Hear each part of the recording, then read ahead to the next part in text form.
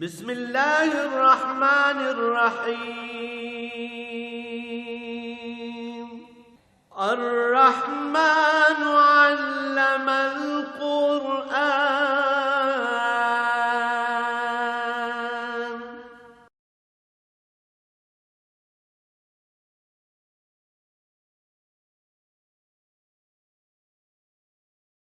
الحمد للہ رب العالمین والصلاة والسلام علی حبیبہ محمد وآلہ وصحبہ اجمعین. اعوذ باللہ من الشیطان الرجیم. بسم اللہ الرحمن الرحیم. منہا خلقناکم وفیہا نعیدکم ومنہا نخرجکم تارۃ اخری وَلَقَدْ أَرَيْنَاهُ آيَاتِنَا كُلَّهَا فَكَذَّبَ وَأَبَى قَالَ أَجِئْتَنَا لِتُخْرِجَنَا مِنْ أَرْضِنَا بِسِحْرِكَ يَا مُوسَى فَلَنَأْتِيَنَّكَ بِسِحْرٍ مِثْلِهِ فَاجْعَلْ بَيْنَنَا وَبَيْنَكَ مَوْعِدًا لَا نُخْلِفُهُ نَحْنُ وَلَا أَنْتَ مَكَانًا سُوًى قَالَ مَوْعِدُكُمْ يَوْمُ الزِّينَةِ وَإِنْ يُحْشَرَ النَّاسُ ضُحًى. اللهم سبحانك لا علم لنا إلا ما علمتنا إنك أنت العليم الحكيم. رب اشرح لي صدري ويسر لي أمري واحلل عقدة من لساني يفقهوا قولي. رب زدني علما. مولاي صل وسلم دائما أبدا على حبيبك خير الخلق كلهم. إلا الله.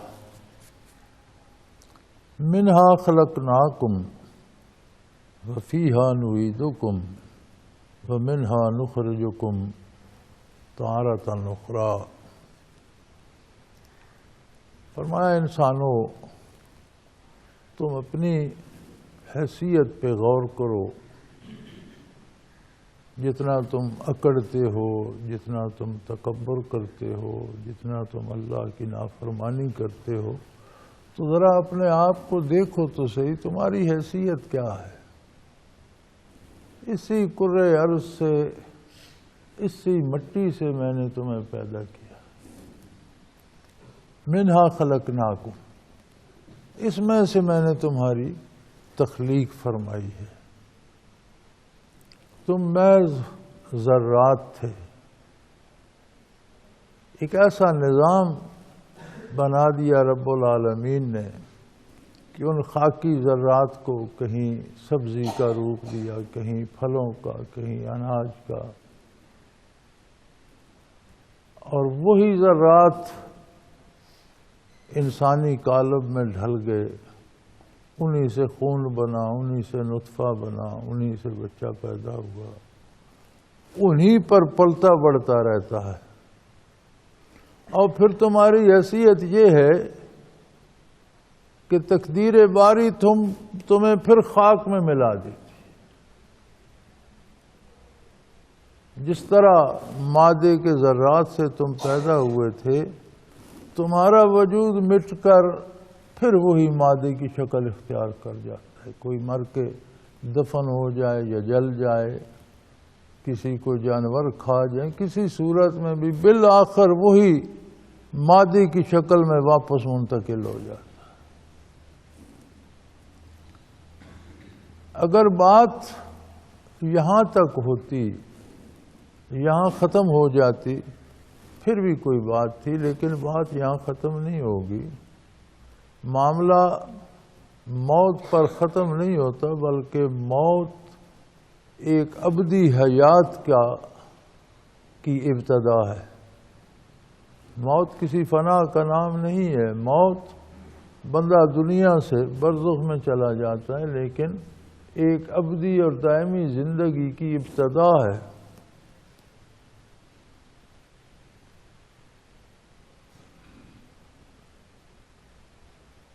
موت کو سمجھا ہے غافل اختتام زندگی. موت کو سمجھا ہے غافل اختتام زندگی ہے یہ شام زندگی، صبح دوام زندگی.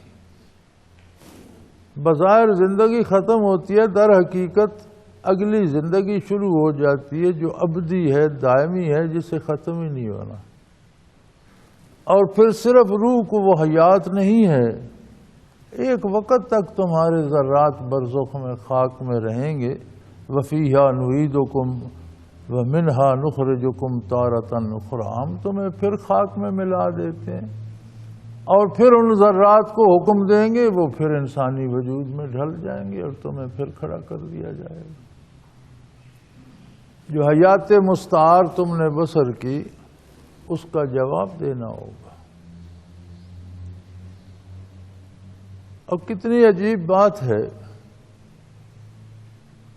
کہ اللہ کے نزدیک ان یومن عند ربک کالف سنہ، 1000 سال کا ایک دن ہے۔ تو بندہ کوئی 100 سال بھی جیے تو اس دن کا 10واں حصہ جیا، اور آخر کی زندگی جو ہے وہ ختم نہ ہونے والی ہے۔ اس تھوڑے سے وقت میں اس کا نظریہ، اس کا عقیدہ، اس کا ایمان اور اس کا کردار، جو ایمان کا ثمر بھی ہوتا ہے، ایمان کا پھل بھی ہوتا ہے اور ایمان کا گواہ بھی ہوتا ہے۔ ایمان مضبوط ہوتا ہے تو اعمال کی اصلاح ہوتی ہے، اعمال پھل ہوتے ہیں ایمان کا، اور اعمال کی اصلاح ہوتی ہے تو ایمان مزید مضبوط ہوتا ہے۔ یہ ایمان کے ہونے کی دلیل اور ایمان کے گواہ ہوتے ہیں۔ تو اس تھوڑے سے عرصے میں جو اعمال تم کرو گے، وہ ہمیشہ ہمیشہ کی زندگی میں تمہیں ان کے نتائج بھگتنے ہوں گے۔ تو کتنا بے وقوف ہے وہ انسان جو لمحاتی لذتوں کے لیے اور وقتی خواہشات کے لیے اور تکمیل خواہشات کے لیے ابدی زندگی کو تباہ کر بیٹھے۔ تو فرمایا تم اپنی حیثیت تو دیکھو، مشت غبار سے تمہیں پیدا کیا، تم بادشاہ کہلوائے، تم نے خدائی دعوے کیے، تم حکمران بنے، تم بڑے جرنیل بنے، بڑے جابر بنے، ڈاکو بنے، چور بنے، کیا کر سکے تم؟ پھر تمہیں خاک میں ملا دیا گیا۔ اپنے آپ کو تو تم بچا نہ پائے، دنیا پر حکومت کے دعوے کس کام ہے؟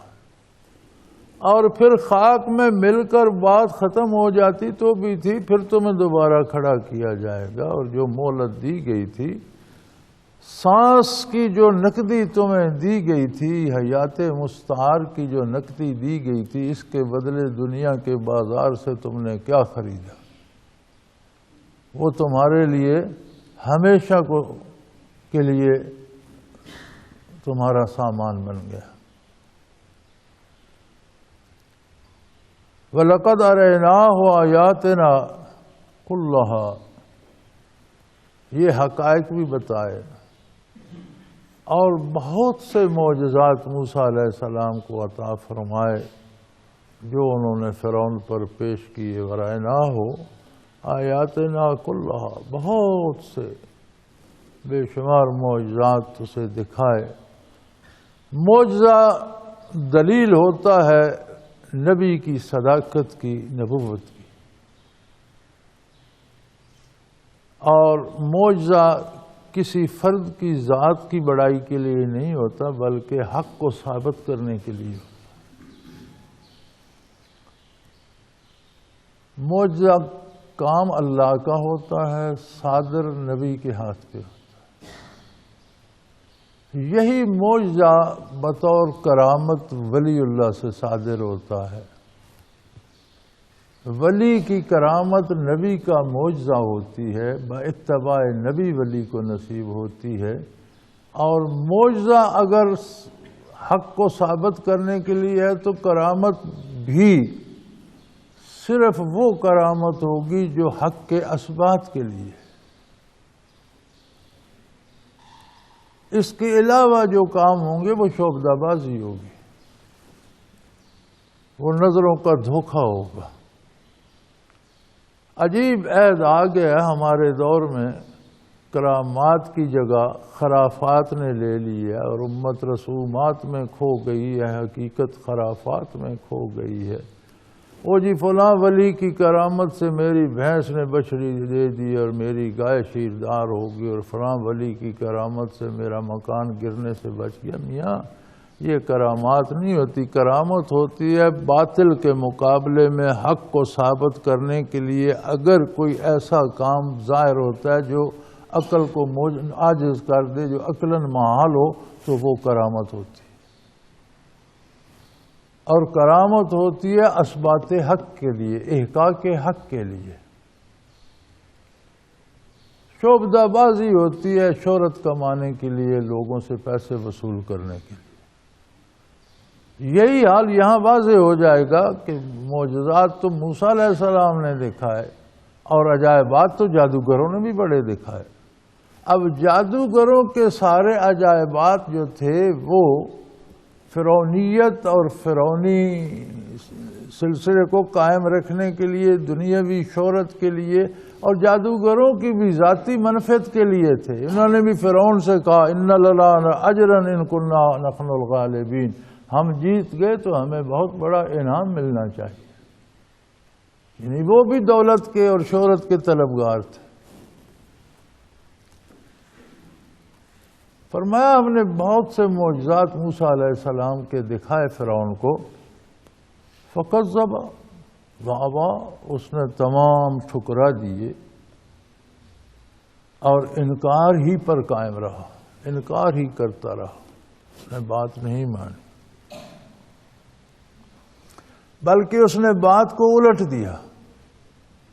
کہنے لگا قال اجئتنا لتخرجنا من ارضنا بسحرک یا موسیٰ، کہنے لگا موسیٰ تم یہ جو کچھ دکھا رہے ہو یہ بھی جادو ہے، اور تم اس کے ذریعے ہم سے ہماری مملکت چھیننا چاہتے ہو، ہمارا ملک چھیننا چاہتے ہو۔ تو اس کا مطلب ہے فرعون کو بھی یہ پتا تھا کہ جادو یا اس طرح کے جو کام ہوتے ہیں شعبدہ بازی اور جادو وغیرہ، ان سے دنیا کی منفعت اور دنیا کا منافع مراد ہوتا ہے۔ لہذا اس نے کہا کہ آپ جو دکھا رہے ہو یہ جادو ہے، اور آپ جادو کے زور پر مجھ سے میری سلطنت چھیننا چاہتے ہو، کہ جب آپ کو نبی مان لوں تو میں تو آپ کا پیروکار بن گیا، مرید بن گیا، تو آپ مالک ہو گئے سلطنت کے، میں تو پھر ایک عام آدمی ہو گیا۔ تو کہنے لگا موسیٰ علیہ السلام آپ اپنے جادو کے زور سے ہم سے ہماری ریاست اور سلطنت چھیننا چاہتے ہو، لیکن وہ معجزات اتنے مضبوط تھے، اتنے واضح تھے، اتنے روشن تھے کہ فرعون بھی لرز گیا، ورنہ تو ایک عام بات تھی، مقابلے کی ضرورت کیا تھی؟ مطلق العنان حکمران تھا، اشارہ کرتا موسیٰ علیہ السلام کو قتل کر دیا جاتا، اس کے تو ایک اشارے کی بات تھی۔ لیکن اندر سے معجزات سے وہ بھی لرز گیا کہ یہ معمولی بات نہیں ہے، یوں یہ قتل نہیں کیے جا سکیں گے۔ تو اس نے فریب دینا چاہا قوم کو اور کہنے لگا کہ آپ ہم سے ہمارا ملک چھیننا چاہتے ہیں اپنے جادو کے زور پر، اور ہمارے پاس بھی بڑے جادوگر ہیں۔ وہ عہد مصر میں جادوگروں کا تھا، بڑا زور تھا جادوگروں کا۔ تو کہنے لگا فلناتینک بسحر مثلہ، اگر آپ کہتے ہو کہ یہ معجزات ہیں، لاٹھی سانپ بن جاتی ہے یا اور اس طرح کے، تو ہم بھی ایسے ہی شعبے باز لے آئیں گے، جادو سے یہی کر دکھائیں گے، ہمارے پاس بھی بڑے جادوگر ہیں اور ہم آپ کا مقابلہ جادو سے کریں گے، اور آپ کے لیے ہم بھی مقابلے میں ایسے ہی جادو لائیں گے۔ فَاجْعَلْ بَيْنَنَا وَبَيْنَكَ مَوْعِدًا، آپ ہمارے ساتھ ایک دن مقرر کیجئے، وعدہ کیجئے، ایک وقت مقرر کیجئے مقابلے کا، لا نخلفہ نحن ولا انت مکانا سواہ، کسی کھلے میدان میں مقابلہ ہو، دن مقرر آپ کر دیں موسیٰ، اور آپ بھی اس کی مخالفت نہ کریں، اس دن کو نہ بھولیں، آپ بھی وہاں آ جائیں، ہم بھی وہاں، ہم تو ہوں گے ہی، ہم تو مقابلے کے خواہش مند ہیں، پھر اس دن آپ یہ نہ ہو کہ آپ نہ آئیں، اس دن آپ بھی میدان میں آ جائیں۔ موسیٰ علیہ السلام نے فرمایا اچھی بات ہے، ان کا کچھ ہوتا تھا تہوار یا عید مناتے تھے، میلہ ٹھیلا ہوتا تھا اور وہ قریب آ رہا تھا، تو موسیٰ علیہ السلام نے فرمایا کیوں نہ وہی دن رکھ لیں، اس دن ویسے بھی لوگ فارغ ہوتے ہیں، کام کاج پہ نہیں جاتے، میلہ ٹھیلا ہی مناتے ہیں یا عید مناتے ہیں اور ناچتے گاتے اور خوشیاں مناتے ہیں، فارغ ہوتے ہیں، تو وہی دن مقابلے کا رکھ لیتے ہیں تاکہ کثرت سے لوگ آ جائیں اور دیکھ لیں۔ قال موعدکم یوم الزینہ، تمہارا وہ جو عید کا یا میلے کا دن ہے اسی دن کو رکھ لیتے ہیں، وہی اسی پر آ جاؤں گا میں بھی، تم بھی آ جانا۔ میں یحشر الناس ضحیٰ، اور قبل از دوپہر لوگ وہاں جمع ہو جائیں گے، ضحیٰ کے وقت 10-11 بجے لوگ جمع ہو جائیں گے، تو کام کاج ویسے بھی اس دن چھٹی ہوتی ہے، عید ہوتی ہے یا میلہ ہوتا ہے، تو لوگ بھی جمع ہو جائیں گے، تم بھی اپنے جادوگروں کو لے آؤ، ہم بھی دونوں بھائی حاضر ہو جائیں گے۔ طے ہو گیا۔ فتولی فرعون فجمع کیدہ ثم اتیٰ، فرعون نے اپنی پوری کوشش لگا دی، ملک میں جتنے بڑے بڑے جادوگر ہیں ان کو جمع کیا، دن کم ہے، بندے جمع کرو، آ جاؤ، انہیں کہا تیاری کرو، اور تیاری کر لی فرعون نے مکمل، آ گیا میدان میں بڑے بڑے جادوگروں کے ساتھ، بڑے بڑے ماہر جادوگروں کے ساتھ، اور کافی بڑا ان کی تعداد تھی، بعض حضرات نے 800-900 لکھی ہے، صحیح تعداد کا علم نہیں، لیکن کافی بڑا مجمع جادوگروں کا جمع کیا، اور بڑے بڑے ماہر جادوگر تھے۔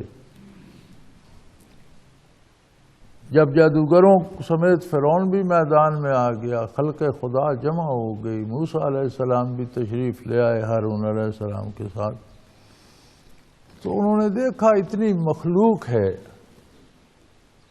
تو کیوں نہ جادوگروں پہ بھی اتمام حجت کر دیا جائے، اور کیوں نہ اس ساری مخلوق تک، جمع تو یہ ہو گئی ہے، ان تک اللہ کا پیغام کیوں نہ پہنچا دیا جائے۔ تو موسیٰ علیہ السلام نے فرمایا قال لهم موسیٰ ویلکم لا تفتروا علی اللہ کذبا فیسحتکم بعذاب۔ موسیٰ علیہ السلام نے فرمایا تم جانتے ہو تم جادو کر رہے ہو، اور جادو کے ذریعے تم حق کو روکنا چاہتے ہو، حق کو روکنا اللہ سے مقابلہ ہے۔ اللہ نے مجھے نبی مبعوث فرمایا ہے، اللہ نے مجھے حق پھیلانے کا حکم دیا ہے، تم حق کو روکنا چاہتے ہو، تو یہ تو تمہاری بدبختی ہے، تم کتنے بدبخت ہو کہ تم جادو کے سارے اعمال غلیظ اور خبیث اور الٹ پلٹ ہوتے ہیں اور کفریہ ہوتے ہیں، تو تم جادو کے ذریعے حق کو روکنا چاہتے ہو، تم کتنے بدبخت انسان ہو۔ حق جادو سے مغلوب نہیں ہوگا لیکن تم تباہ ہو جاؤ گے۔ جو کچھ تم کرنا چاہتے ہو کہ تم جادو کے زور پر حق کو روک لو، تو حق جادو سے مغلوب نہیں ہوگا، حق غالب آتا ہے، تباہ جادو کو ہونا ہے۔ لا تفتروا علی اللہ کذبا، اور تم یہ کہتے ہو کہ ہماری یہ طاقتیں ہیں، یہ بھی ہمیں اللہ نے دی ہیں، نہیں، یہ تمہارے پاس شیطانی طاقتیں ہیں، تم اللہ پر جھوٹ نہ باندھو، اللہ کبھی باطل کو قوت نہیں دیتا، یہ تمہاری شیطانی طاقتیں ہیں اور ان کی کوئی حیثیت نہیں ہے، حق کے مقابلے میں تباہ ہو جائیں گی۔ تو تمہیں اس بات سے ڈرنا چاہیے کہ تم اللہ پر بھی جھوٹ بول رہے ہو اور حق کو روکنا چاہتے ہو، تو تمہارا یہ کردار جو ہے فَيُسْحِتَكُمْ بِعَذَابٍ، یہ تمہیں عذاب میں تباہ کر دے گا، تمہیں عذاب میں پھینکنے کا سبب بن جائے گا، تم دائمی عذاب میں پھنس جاؤ گے۔ تو یہ کیوں کرتے ہو، اس سے باز آ جاؤ۔ اور انسانیت کی تاریخ کو دیکھو، کوئی آج تم اور میں اس دنیا میں نہیں آئے، ہم سے پہلے بے شمار قومیں گزری ہیں، بے شمار حکمران گزرے ہیں، بہت سے انبیاء گزرے ہیں، انبیاء کے اور طاغوتی طاقتوں کے مقابلے ہوئے ہیں. قد خاب من افترا، اور دیکھ لو ہر مقابلے میں باطل کو شکست ہوئی.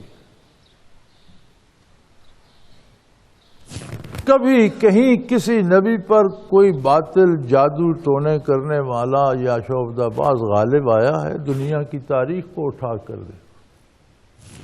یہاں مفسرین کرام فرماتے ہیں کہ تبلیغ کا ایک قاعدہ یہ بھی ہے کہ اسے مدلل ہونا چاہیے، اور واقعات زمانہ اور تاریخی واقعات کو دلیل کے طور پر لانا چاہیے. جیسے موسیٰ علیہ السلام اس پر دلیل لائے کہ وَقَدْ خَابَ مَنِ افْتَرَا، جس نے اللہ پر جھوٹ بولا تباہ ہو گیا. تاریخ کو اٹھا کر دیکھو، پہلی قوموں کے حالات پڑھو، تم بھی جانتے ہو ماضی قریب میں جو قومیں تباہ ہوئیں ان کے کھنڈرات ان کی گواہی دے رہے ہیں. تم کیوں تباہی کی طرف جا رہے ہو؟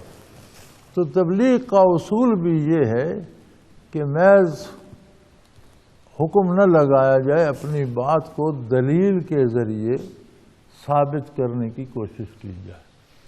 قرآن سے ثابت کی جائے، حدیث سے ثابت کی جائے، واقعات عالم سے، تاریخی واقعات سے ثابت کی جائے. جہاں موسیٰ علیہ السلام واقعات عالم سے ثابت کر رہے ہیں کہ پہلی قوموں کی تاریخ تو پڑھو، پہلے لوگوں کو دیکھو، انبیاء کے مقابلے میں کتنے بڑے بڑے شہنشاہ آئے اور منہ کی کھا کر چلے گئے.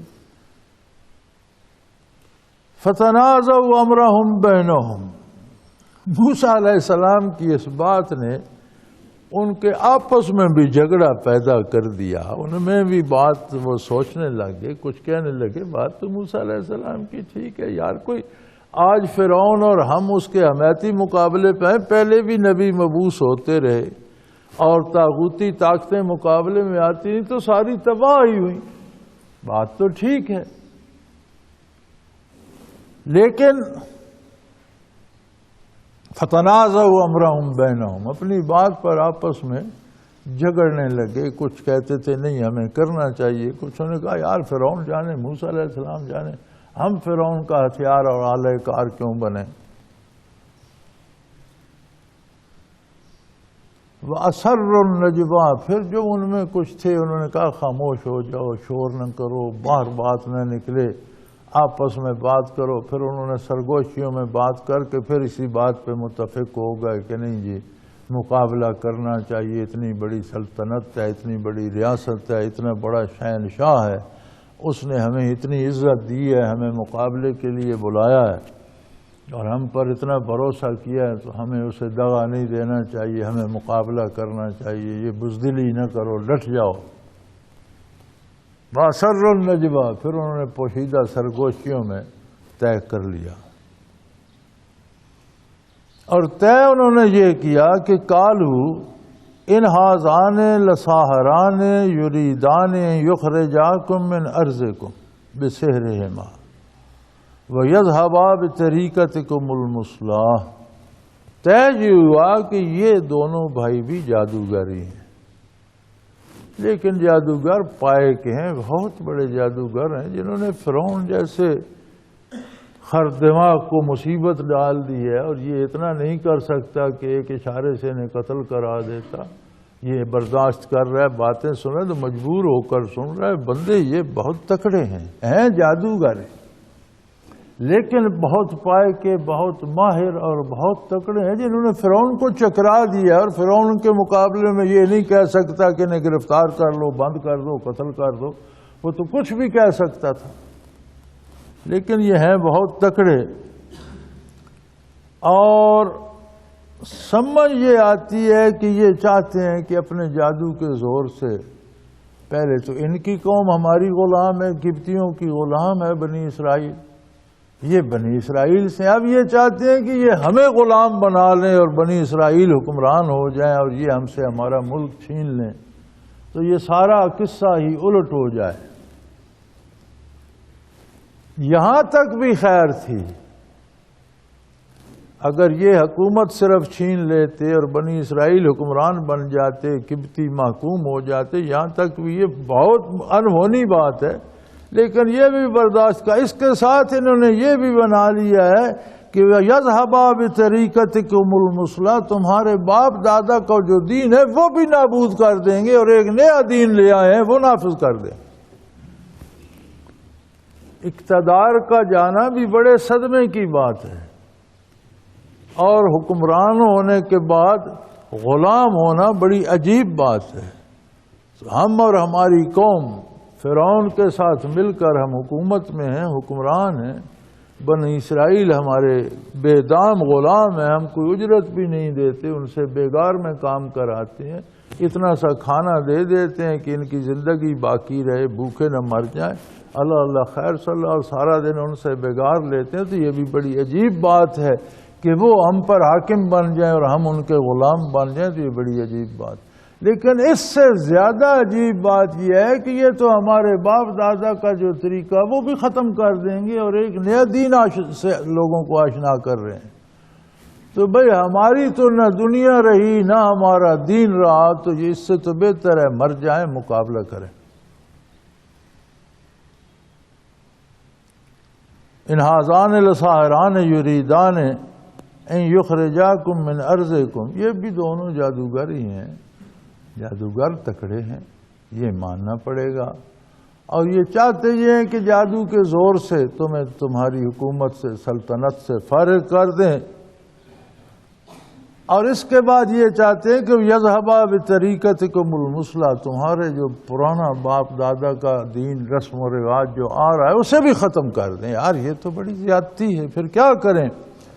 فَأَجْمِعُوا كَيْدَكُمْ، سارا زور لگا دو، اپنی ساری تدبیریں جمع کرو، جو جو جادو تمہیں آتا ہے سارا آخری زور لگا دو، سارے اکٹھے ہو جاؤ اور مل کر مقابلہ کرو، سماتو صفا، ایک جان ہو جاؤ، اور جتنی طاقت جادو کی کسی میں ساری لگا دو اور سارے یکجان ہو جاؤ۔ اس کی وجہ یہ ہے وَقَدْ أَفْلَحَ الْيَوْمَ مَنِ اسْتَعْلَىٰ، آج جو جیت گیا وہی کامیاب ہوگا، دین بھی اسی کا چلے گا، حکومت بھی اسی کی ہوگی، اور جو ہار گیا اس کی حکومت بھی جاتی رہے گی، اس کا طریقہ بھی جاتا رہے گا۔ یعنی یہ معمولی مقابلہ نہیں ہے، اپنی ساری قوت جمع کر لو اور ایک جان ہو جاؤ، اکیلے اکیلے نہیں۔ اور یہ بات چھوڑ دو کہ میری زیادہ شہرت ہو یا اس کی زیادہ شہرت ہو، یہ ذاتی شہرت کا نہیں، یہ قومی عزت کا اور قومی وقار کا معاملہ ہے، اور سب یکجان ہو کر پوری قوت لڑا دو، اس لیے کہ جو آج جیت جائے گا پھر اسے حکومت چھیننے سے بھی کوئی نہیں روک سکے گا، اور دین بھی وہی اپنا جاری کرے گا، تم محکوم ہو جاؤ گے، اور محکوموں کی بات نہیں سنی جاتی۔ چلو جی، یکجان ہو کر پوری قوت سے مقابلے پر آگے۔ وہ بھی مفسرین کرام فرماتے ہیں کہ میدان کو انہوں نے بڑے بڑے لکڑیوں سے اور شاتیروں سے اور مختلف قسم کی لکڑیوں اور بڑے بڑے رسوں سے میدان کو بھر دیا، اور لوگوں کو بڑا ڈرایا کہ ہٹ جاؤ، پیچھے ہو جاؤ، اپنی صفیں بناؤ۔ فَوَاسْتَرْهَبُوهُمْ، لوگوں کو بڑا ڈرایا دھمکایا، یہ سارے اژدہے بن جائیں گے، ایسا نہ ہو کہ کسی کو نگل جائیں تو ہم ذمہ دار نہیں ہوں گے۔ جب بندہ ڈر جاتا ہے تو پھر اس پر جادو ٹونے کا اثر زیادہ ہوتا ہے، اسی لیے سارے جادوگر پہلے بندے کو ڈراتے۔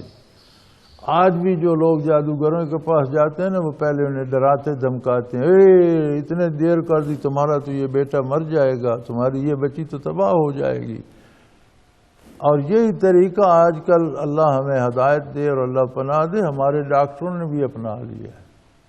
پیسے نکالنے کے لیے مریض کو لے جاتے، پہلے وہ انتہائی بتاتے ہیں کہ یہ اس کا تو تیسرے درجے میں پہنچ چکا، اس کا تو علاج ہی کوئی نہیں، تو بندہ ڈر جائے زیادہ پیسے دے گا۔ جادوگر آج بھی ڈراتے ہیں ٹونے ٹوٹکے والے۔ سو انہوں نے جمع ہو گئے، لیکن قالوا یا موسیٰ اما ان تلقی و اما ان نکون اول من القا، لیکن نبی تو نہ مانا، یہ انہوں نے ضرور مانا کہ موسیٰ بھی جادوگر بہت پائے گا، بہت چوٹی کا بندہ ہے، جس نے فرعون جیسے متکبر شخص کو ہلا کے رکھ دیا ہے۔ تو انہوں نے ادب کیا، کہنے لگے یا موسیٰ آپ پہلے اپنا معجزہ دکھائیں گے یا ہمیں اجازت دیں گے ہم اپنا کمال پہلے دیں؟ دیکھیں کیسی عجیب بات ہے، نبی نہیں مانتے تھے، بہت بڑا جادوگر مان کر تعظیم کی موسیٰ علیہ السلام۔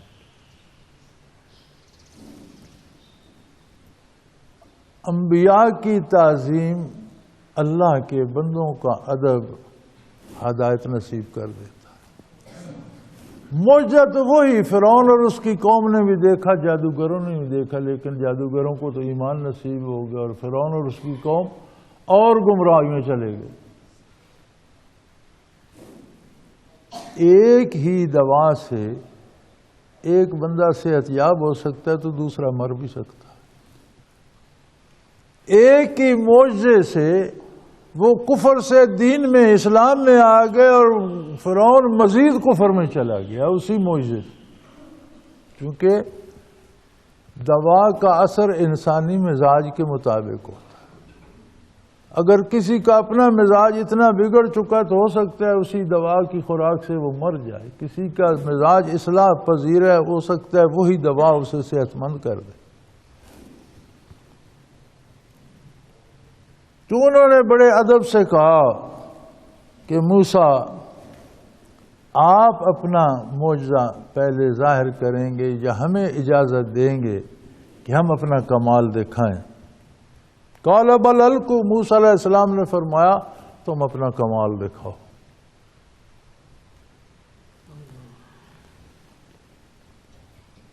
فَإِذَا حِبَالُهُمْ وَعِصِيُّهُمْ يُخَيَّلُ إِلَيْهِ مِنْ سِحْرِهِمْ أَنَّهَا تَسْعَىٰ۔ ذرا قرآن کے الفاظ پہ غور فرمائیے گا، اور جو لوگ کہتے ہیں جادو سے بہت کچھ ہو سکتا ہے وہ ذرا سمجھنے کی کوشش کریں۔ جادو سے کچھ بھی نہیں ہوتا، انسان کے قوت متخیلہ کو دھوکہ لگتا ہے، وہ سمجھتا ہے یہ ہو گیا، ہوتا کچھ نہیں۔ لکڑیاں اور رسے سانپ اور اژدہے نہیں بنے۔ قرآن کہتا ہے یخیل الیہ من سحرہم، ان کے جادو کی وجہ سے لوگوں کی قوت متخیلہ متاثر ہوئی اور اسے وہ سانپ اور اژدہے نظر آتے تھے، حالانکہ تھے وہ رسے اور لکڑیاں ہی۔ جادوگر اپنے جادو کے زور سے قوت متخیلہ کو دھوکہ دیتا ہے۔ قوت متخیلہ وہ قوت ہے کہ آنکھ کے شیشے میں جو کچھ آتا ہے اسے وہ مجسم کرتی ہے اور اس کو دماغ میں بھیجتی ہے اور دماغ تجزیہ کرتا ہے، تب وہ چیز دکھتی ہے آپ کو، اور یہ آنے واحد میں ہو جاتا ہے۔ ایسا آٹومیٹک سسٹم ہے، ادھر آپ نے آنکھ کھولی، سامنے چیز آئی، قوت متخیلہ متاثر ہوئی، اس نے دماغ میں بھیجی اور آنے واحد میں وہ چیز کی آپ کو سمجھ آ گئی کہ یہ چارپائی ہے، یہ کنواں ہے، یہ راستہ ہے، یہ گاڑی کھڑی ہے، وہ سورج ہے، یہ چاند۔ اب اگر قوت متخیلہ متاثر ہو جائے، آپ دیکھیں چاند کو اور وہ چاند کو آپ کو سورج دکھائے، آپ دیوار کو دیکھیں اور وہ آپ کو دکھائے نہیں دیوار نہیں یہ سڑک ہے، تو آپ کو وہ سڑک ہی نظر آئے۔ تو قرآن کریم فرماتا ہے چونکہ وہ دین تھے، بے دین لوگ تھے، ان میں دفاع کی طاقت تو نور ایمان تو تھا نہیں، تو جتنا ایمان کمزور ہوتا ہے اتنا پھر جادو کا اثر زیادہ ہوتا ہے۔ اگر وہ طاقتور ہوتا ان کا ایمان تو وہ جادو کے چکر میں نہ آتے، ان کا ایمان کمزور تھا، جادو نے ان کی قوت متخیلہ کو متاثر کیا، اور جو وہ شاطیر یا لکڑیاں یا رسے پڑے تھے، فرمایا حبالہم وعصیہم یخیل الیہ من سحرہم انہا تسعیٰ، وہ سارے لوگوں کو بڑے بڑے اژدہا نظر آنے لگے اور انہیں نظر دیکھا کہ ادھر ادھر بھاگ رہے ہیں۔ سو جادو کچھ نہیں کر سکتا۔ اگر آپ جادوگر کے مقابلے میں ڈٹ جائیں، کرو جادو، بگاڑو میرا جو کچھ بگاڑنے، تو کچھ بھی نہیں بگڑے۔ جب آپ کمزور پڑ جاتے ہیں تو آپ سمجھتے ہیں کہ نہیں یہ کچھ کر لے گا، تو پھر وہ جادو آپ کی قوت متخیلہ کو متاثر کرتا ہے، حقیقت میں پھر بھی کچھ نہیں بگڑتا۔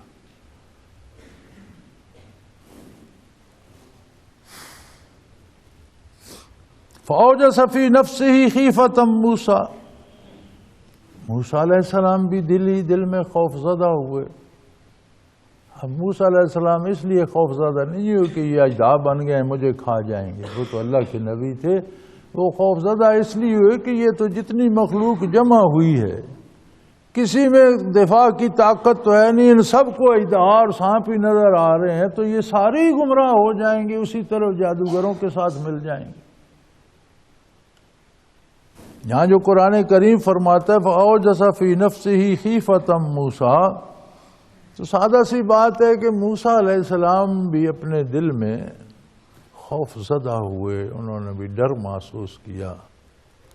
ظاہر ہے اللہ کے نبی تھے، اللہ کے نبی کو جادوگروں سے کیا ڈر؟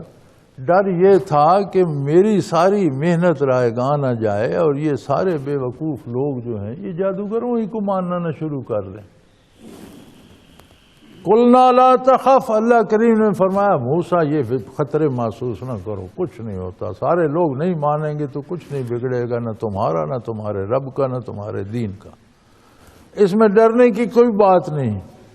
رہی بات مقابلے کی، اسی وقت وہی آگے اِنَّكَ أَنْتَ الْأَعْلَى، مقابلے میں تمہاری کامیابی ہے، تم حق پر ہو، تم اللہ کے نبی اور اللہ کے رسول ہو، اولي العزم رسول ہو، کچھ نہیں بگڑتا.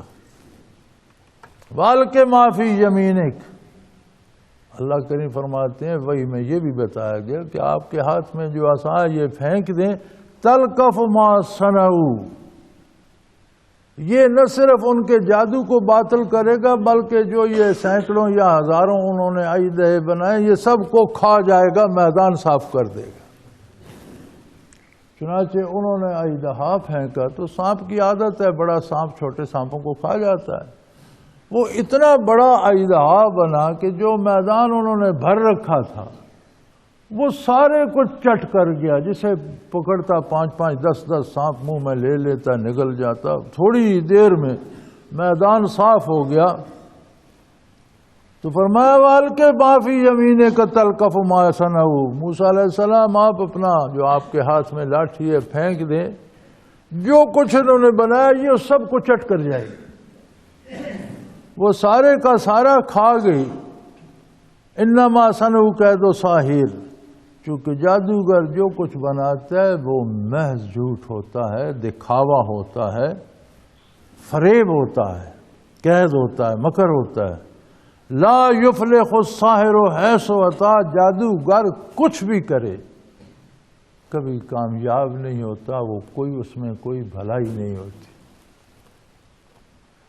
یہ میں زیادہ تشریح ان دوستوں کے لیے کر رہا ہوں کہ جو جادوگروں کے پاس لے جاتے ہیں بچوں کو کبھی دم کرانے اور کبھی تعویذ دینے، اور جادوگروں کے پاس شفا ڈھونڈتے ہیں. انہیں یاد رکھ لینا چاہیے کہ جادوگروں کے پاس جانے سے کبھی کوئی بھلائی نہیں ملتی. ایمان کے جانے کا ڈر ہے، گناہ ہے. انہیں یہ سمجھنا، یہ یقین کرنا کہ ان کے ہاتھ میں شفا، یہ کفر ہے. اور میں بڑا حیران ہوں، مجھے حیرت ہوتی ہے، ان لوگوں پر حیرت ہوتی ہے جن کو برسوں ہو گئے ہمارے ساتھ ذکر بھی کرتے ہیں، پتہ نہیں ذکر پر یقین نہیں ہے، جادو پر یقین ہے، پھر جادوگروں کے پاس چلے جائے. اور مجھے بے شمار لوگوں کے خط آتے ہیں، ذرا سی تکلیف ہوتی ہے جادوگروں کے پاس چلے جاتے ہیں، پھر خط لکھتے ہیں جی میں فلاں کے پاس بھی، فلاں کے پاس بھی، فلاں کے پاس بھی بچے کو لے گیا، بیوی کو لے گیا، آرام نہیں آیا. او بھائی تو اتنے در بھونک کر جو واپس تم نے دھکے کھا کر آنا ہے تو سیدھی ہی آ جاؤ. اور میری سمجھ میں یہ بات آتی نہیں کہ اللہ کے نام کی عظمت کو انہوں نے اتنے عرصے میں سمجھا کیوں نہیں، مانا کیوں نہیں، جانا کیوں نہیں. دکھ ہوتا ہے، لیکن میں تو بتا ہی سکتا ہوں، ہدایت کی توفیق تو اللہ کریم کے پاس ہے. دعا کر سکتا ہوں اللہ سب کو ہدایت دے. اللہ کریم نے فرمایا کہ وَأَلْقِ مَا فِي يَمِينِكَ، آپ اپنا عصا پھینک جو آپ کے ہاتھ میں پھینک دیجئے. تَلْقَفُ مَا صَنَعُوا، اب ان کا جادو باطل نہیں ہوگا بلکہ ان کا ککھ نہیں رہے گا. وہ جو ہم کہتے ہیں نا کہ اس کا ککھ نہ رہا، ان کا کخ نہیں رہے گا، سب کچھ یہ نگل جائے گا۔ اس لیے کہ انما صنعوا کید ساحر، جادو جو کچھ جادوگر کرتا ہے وہ محض اس کا مکر ہوتا ہے، حقیقت اس کی کوئی نہیں ہوتی، اصل میں وہ کچھ بھی نہیں ہوتا۔ وَلَا يُفْلِحُ السَّاحِرُ حَيْثُ أَتَىٰ، اور جادوگر کچھ بھی کرے اس کے کسی کام میں کوئی بھلائی نہیں ہوتی۔ اب یہ میرا جملہ نہیں ہے، قرآن کریم کا ترجمہ کر رہا ہوں۔ تو خدا کے لیے جو لوگ یہ چھو منتر والوں کے پاس جاتے ہو، باز آ جاؤ، اللہ سے توبہ کرو۔ صحت بیماری اللہ کی طرف سے ہے، بیماری بھی آتی ہے، موت بھی آتی ہے، ہم اللہ کے بندے ہیں، ہمیں اس کی منشا کے مطابق جینا ہے۔ خود دعا کر لو یار، کسی کے پاس جانے کی بجائے۔ آخر تمہارا اللہ نہیں ہے، تمہارا رب نہیں ہے، تمہیں اس نے پیدا نہیں کیا، تمہیں پال نہیں رہا، تمہاری سن نہیں رہا، 5 دفعہ تم اس کی بارگاہ میں حاضر ہو کے اپنی گزارشات پیش نہیں کرتے ہو، تو خود عرض کرو بار الہ میں کمزور ہوں، مجھے اس مصیبت سے نجات دے دے، اگر میرے کسی گناہ کے بدلے ہے تو مجھے معاف کر دے۔ اتنی سی بات کی بجائے تم جادوگروں کے پاس چلے جاتے ہو، فلاں بابا بڑا ہے اور فلاں بابا بڑا ہے۔ قرآن کریم کہتا ہے وَلَا يُفْلِحُ السَّاحِرُ حَيْثُ أَتَىٰ، جادوگر کچھ بھی کرے اس کے کسی کام میں کوئی بھلائی۔ اب دیکھو، جادوگروں نے بحث بھی کی کہ بھیا موسیٰ علیہ السلام سچ کہتے ہیں، پہلی قوموں کا حال دیکھو، ہمیں نہیں کرنا چاہیے۔ پھر کچھ جو بڑے بڑے تھے انہیں لالچ بھی تھا، انہوں نے کہا ہمارا ایک ملک ہے، ہم ایک قوم ہے، ہماری قوم غلام بن جائے گی، ہمارے باپ دادا کا دین مٹ جائے گا، ہماری سلطنت چلی جائے گی۔ کیا کرتے ہو، موسیٰ کی باتوں میں مت آؤ اور تکڑے ہو کر مقابلہ کرو۔ بالآخر مقابلے پہ آ گئے، لیکن مقابلے میں انہوں نے بڑا اعلیٰ جادوگر سمجھ کر موسیٰ علیہ السلام کا ادب کیا، احتراماً عرض کی۔ یہ نہیں کہا کہ نکل میدان میں، ہمارے نہیں، انہوں نے کہا حضرت آپ اپنا معجزہ پہلے دکھائیں گے یا ہمیں اجازت دیں گے ہم اپنا کمال پہلے دیں گے؟ انہوں نے فرمایا تم دکھاؤ۔ یہ ادب ان کے کام آ گیا۔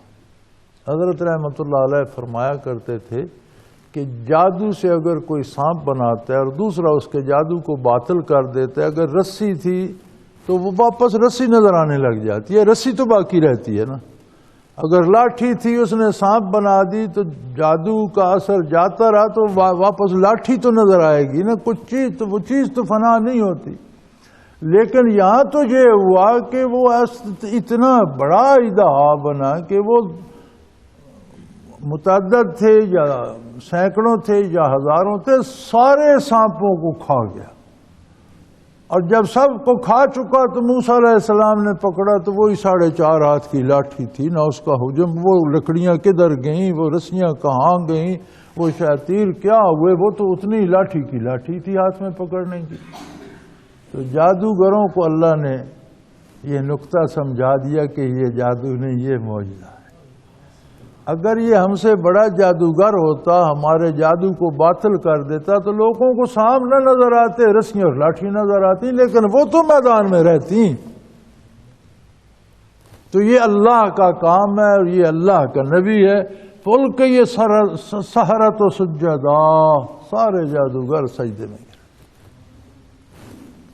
قالوا آمنا برب ہارون و موسیٰ، وہ کہنے لگے ہم اسی پروردگار کو رب مانتے ہیں، پروردگار مانتے ہیں اسی اللہ کو جو ہارون اور موسیٰ علیہ السلام کا رب ہے، جو موسیٰ اور ہارون علیہ السلام منوانا چاہتے۔ اب ان کے پاس تو دلیل تھی، پھر موسیٰ علیہ السلام نے جو واعظ فرمایا تھا اس سے بھی متزلزل تو ہو چکے تھے، بنیادیں ایک دفعہ ہل چکی تھیں۔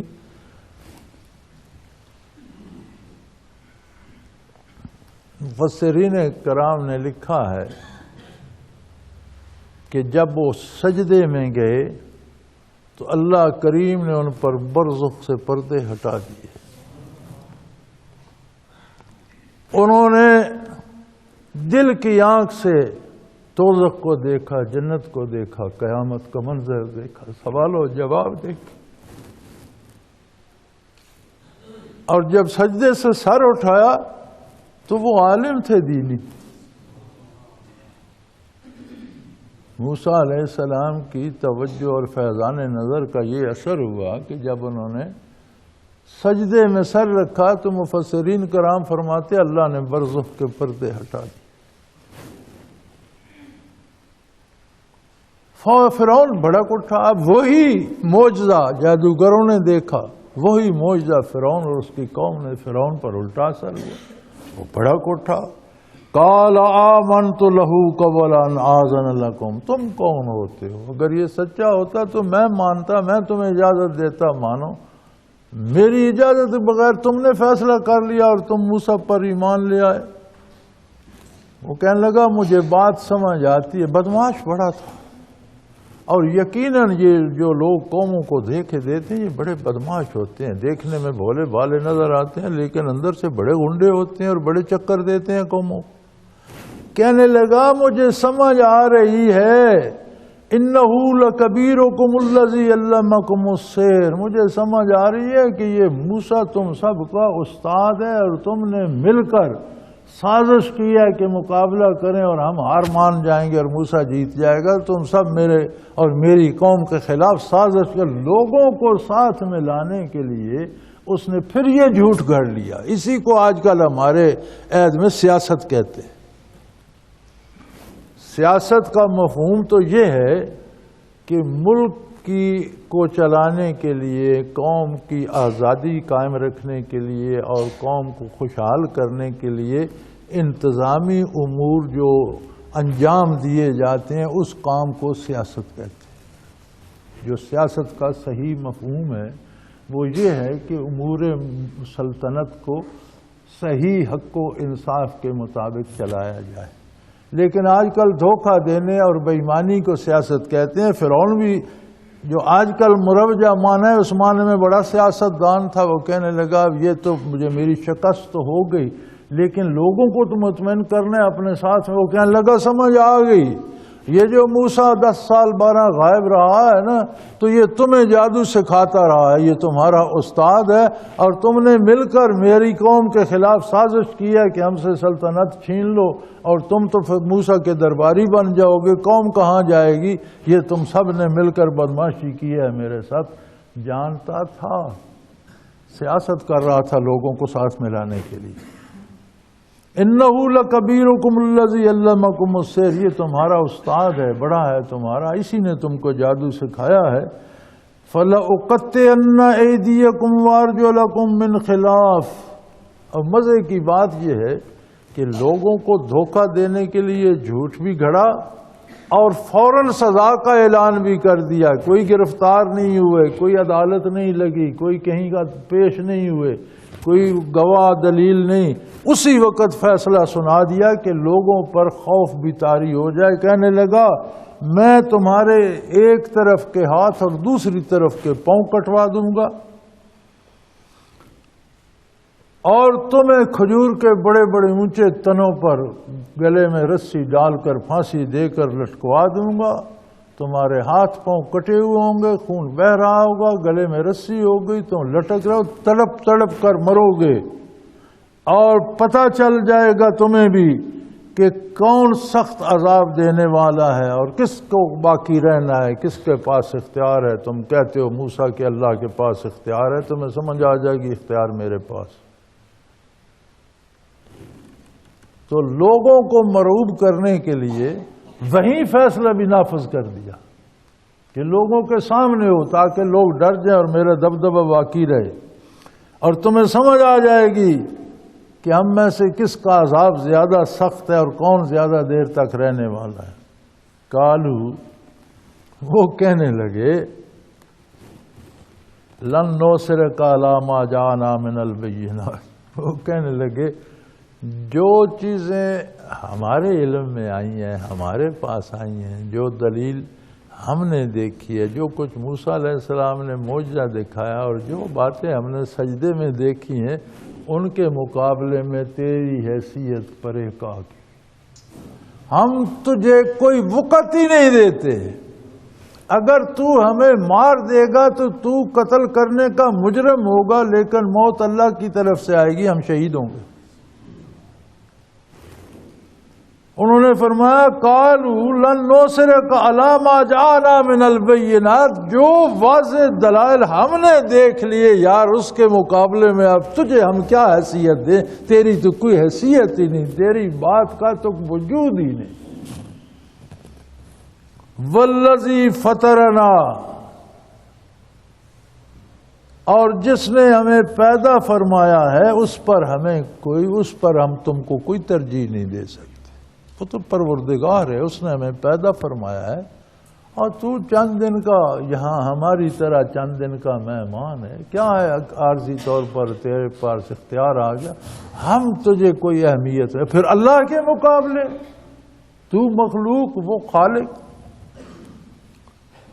فقد ما انت قاد، جو کر سکتا ہے کر لے، جو بھی فیصلہ تجھے کرنا ہے، ہاتھ پاؤں کاٹنے ہیں، پھانسی دینی ہے، اس سے علاوہ کو عذاب دینا ہے، فقد ما انت قاد، جو تیرے بس میں ہے وہ کر گزر، جو عذاب تو دے سکتا ہے وہ دے، اس لیے کہ انما تقضی هذه الحیات الدنیا، ہم نے یہ دیکھ لیا ہے کہ تیرے پاس وقتی طور پر اللہ نے اختیار دیا ہے، تو جو ظلم کر رہے اپنے آپ پہ کر رہا ہے، ہم پہ کرے گا تو ہمیں تو اللہ اس کا کئی گنا زیادہ اجر دیں گے، جرم تیرا بنے گا، لہذا جو کر سکتا ہے کر گزر۔